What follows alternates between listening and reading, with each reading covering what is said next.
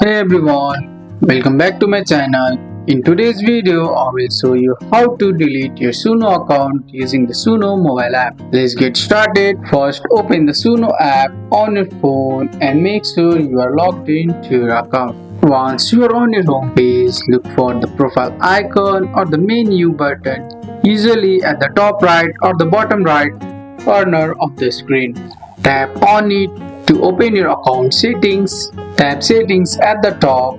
In the settings menu, tap on account. Look for the option that says delete account or close account. Tap on it. You might be asked to confirm your password or verify your identity for security. Read the information carefully.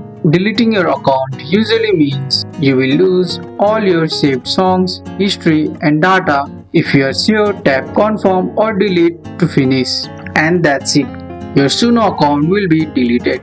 That's all for today's video guys. I hope you guys like this video. If you found this video helpful, drop a like, subscribe for more videos. Thanks for watching. See you in the next one.